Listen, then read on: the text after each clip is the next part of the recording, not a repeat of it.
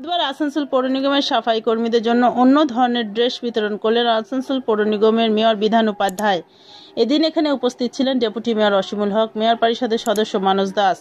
Mayor Bidhan Upadhyay জানান, আসানসোল পৌর নিগমের সাফাই কর্মীরা ময়লা পরিষ্কার করার পাশাপাশি সেপটিক ট্যাঙ্ক ও ঢাকা দেওয়া হাইড্রেন পরিষ্কার করে। তাদের ঢাকা দেওয়া হাইড্রেন ও সেপটিক ট্যাঙ্ক পরিষ্কার করার সময় অসুবিধার খেয়াল করে মুখ্যমন্ত্রী মমতা ব্যানার্জি ভিন্ন ধরনের ড্রেস পাঠিয়েছেন। আসানসোল পৌর নিগমের 180 জনকে আপাতত ড্রেস বিতরণ করা হবে।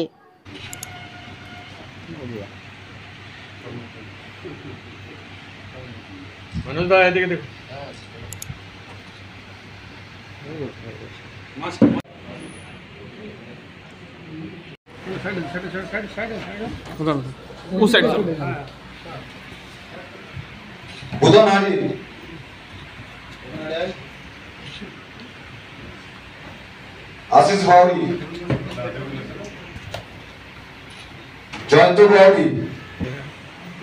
जयंत बावड़ी,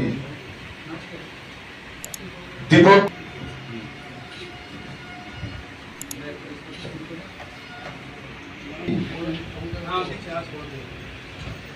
रिंकू डो मनोज, ठीक है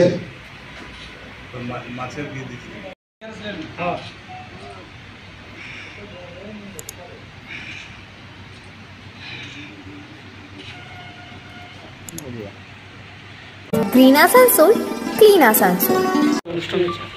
আজকে অনুষ্ঠানটা আমাদের যারা